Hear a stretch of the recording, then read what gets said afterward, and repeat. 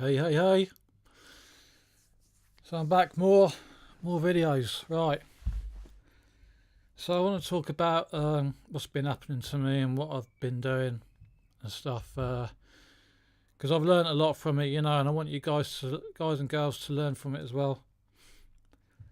So as you know, I got sectioned a while ago. After I was living at home, I went back to my mum and dad's for a bit, and I'd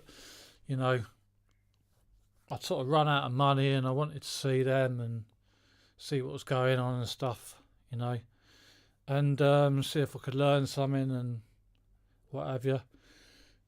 But I ended up getting sectioned into mental hospital, and I went from there to live in a hotel in Ipswich because I was homeless.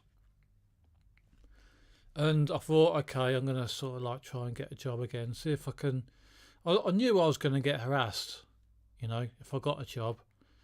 But I thought I had the ability and the tools to get through it. So I got a job, and straight away, I had the guy sitting behind me, who was right behind me, had a cough for the whole time I was there. I held this job down for about 3 months, I think. So from the day I started to the day I left, he was coughing every day for 3 months. You think that's normal? The guy sitting in front of me just be clearing his throat every hour, The guy sitting behind the guy behind me, clearing his throat every hour. The guy sitting to the left of me, clearing his throat every half an hour. Okay, so this is not a coincidence, all right? That's the kind of environment I was working in. So it got on top of me in the end, but I learnt quite a few things, And one of the things that got me through it, I bought some noise cancelling headphones. I thought they might be. I actually bought them for meditation, and I thought, oh, maybe I can use them for this as well. I always knew about them, because I get harassed using sound. They make repetitive sounds at me wherever I go,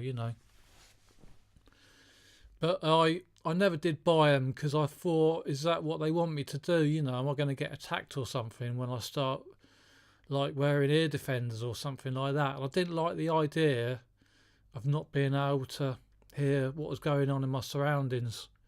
I didn't think it was the answer, to sort of wear these things. But actually, they was really good, and I wear them in the street as well. They don't block out all the frequencies, but they block out some of them.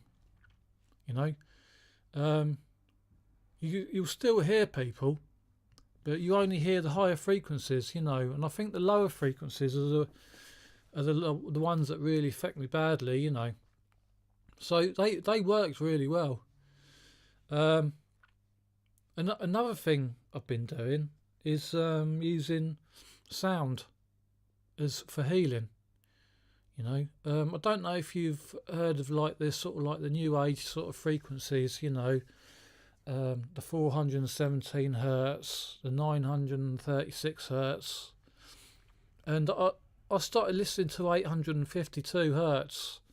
You put it into YouTube, and there's they'll have hours and hours of it, and they'll make it into slightly like music. But there's a lot in this, that is really helpful. In fact, some of them are supposed to be able to repair your DNA. Others are supposed to help open your third eye. So they're really good, and especially if you're being harassed at work or something, get some noise cancelling headphones and have 852 hertz going through them. And it's really good, It sort of cuts down the the sort of the feelings of aggression that it makes you feel, when you get harassed like that. But anyway, the other day I was sort of I got these people living above me, and she was harassing me, she just got this continuous cough, Which, to be fair, she's been all right now, and but while I was working, I had to put up with it all sort of night, you know. And then I went into work. As soon as I got in, I got harassed, and I just lost it. I just told them to shut up, you know. And I basically like had a go at the whole office, you know. And so, like I said in the other video, I got taken aside, you know. And I basically got asked to leave the building and stuff, which I did. So, you know, it really come to a point where I was, you know, this is ridiculous, because when you're in and working in an office and you're being bullied like that and harassed, it's really hard, because you can't get away from it, you know. And the other thing, you got like, if everyone sort of like researches like frequencies and harmful EMFs, electromagnetic frequencies, you know, I'm having to deal with that because I'm working with a computer, so I'm getting that off the computer. Okay, there's Wi-Fi in the office, so you've been bombarded with that as well. You know, and it's a highly toxic environment. Okay, you've been, you know, you've got the noise pollution, you've got the electromagnetic frequencies that are polluting you. And I don't think sort of like the answer is for targeted individuals to work in an office, you know. And I suddenly realised that what I have to do is work at home, you know. And it led me to a whole way of thinking and theory that really works out, that I think is going to be really helpful, you know. Which is to get out the city as well, you know. Because if you think about it, okay, if there is a possibility for you to be able to work at home, you can basically live where you want. You know, you could get yourself a house in the sticks, away from other people who are going to harass you, you know.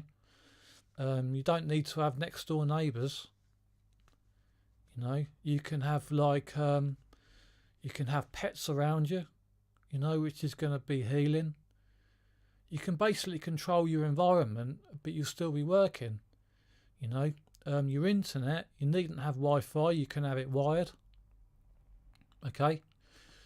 Your diet, you can have full control, because you know how hard it is if you work in an office to control your diet. You normally have to like make some sacrifices, you know. Like with me, I used to have vegetable soup every day. But, you know, a tin of vegetable soup isn't going to be that healthy. It's still going to have the E numbers and what have you in there, you know. And I just thought this has got to be the future for us, you know. And it's going to be pretty bad for you if you work in an office and there's no way that you can do your job at home. You may have to change your career, you know. You may have to find something else. But if there is an opportunity to do work from home, I suggest that you try and do it, you know, because it's better for everyone, you know. It's better for the employers as well, you know. They don't need to provide you with a parking space. You're not using their internet. You're not using their electricity.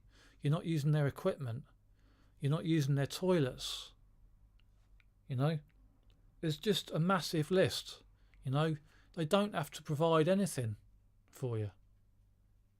They just ring you up and you work from home. And what you have to, what I'm going to try and do myself is set up a kind of internet kind of situation where my manager will be able to look at me in my office at home anytime he wants, you know. So what you do, you set up an office in your house. Okay, and you put cameras in there so that you can show that you're working. You know, you have FaceTime as well. Okay, so your boss can FaceTime you. You know, say he wants you to be at work at 8 o'clock. You know, you can FaceTime him at 8 o'clock and say, hey, I'm in my office, I'm working.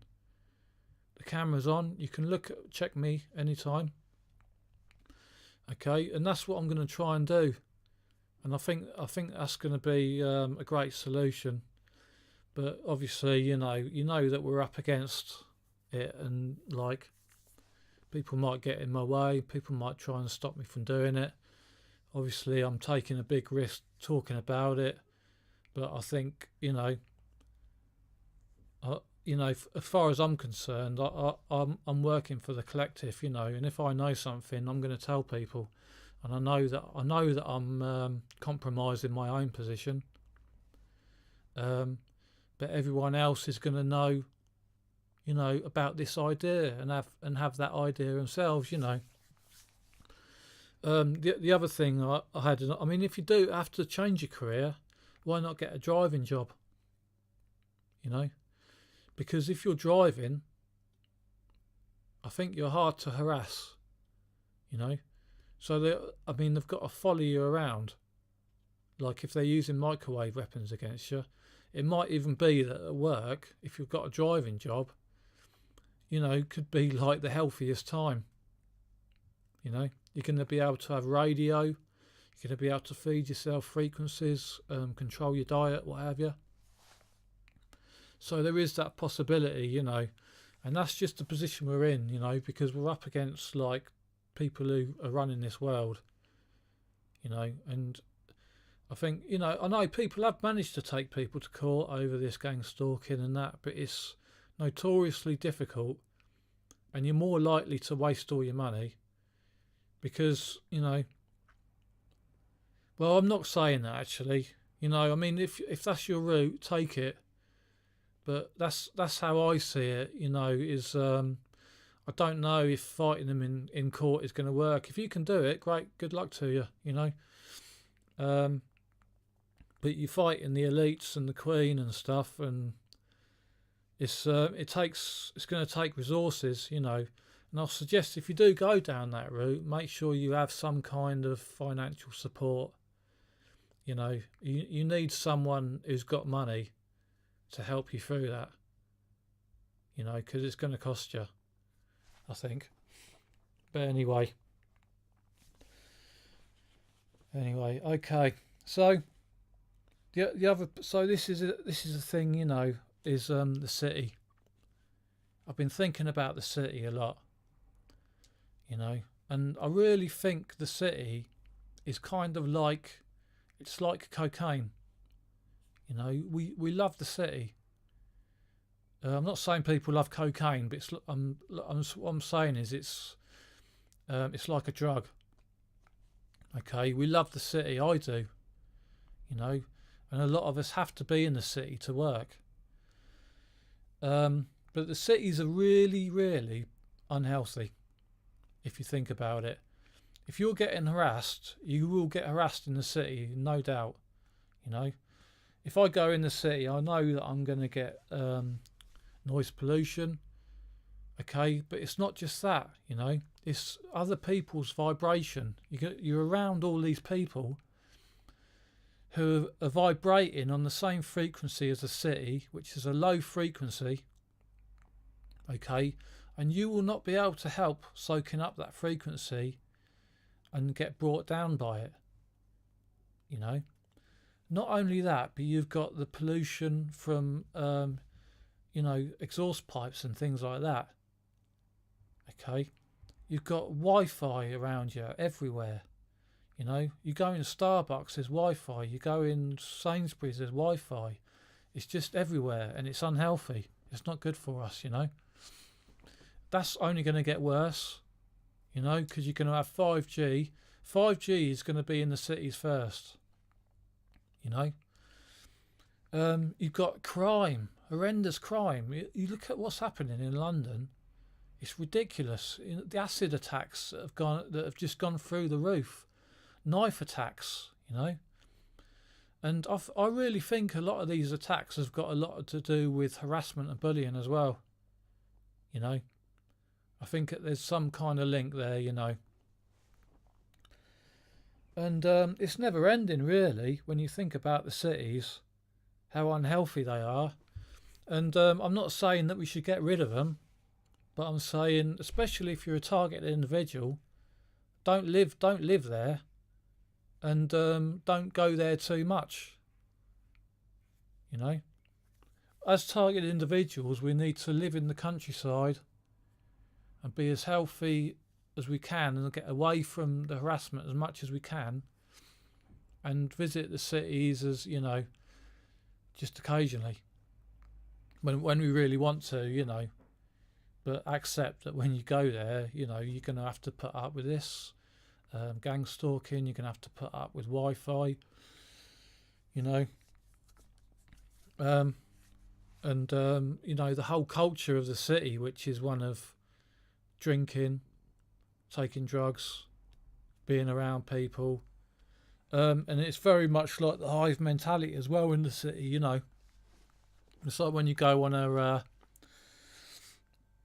you know, on a march or something. There's a psychological thing that happens where people like conform to each other.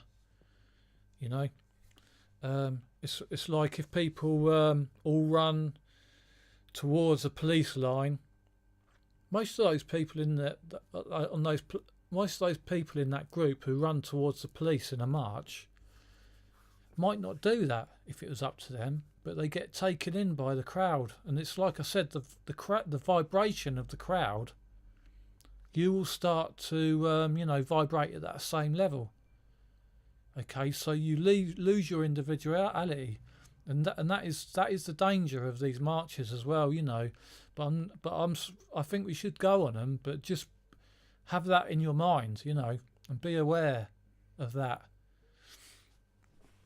Okay.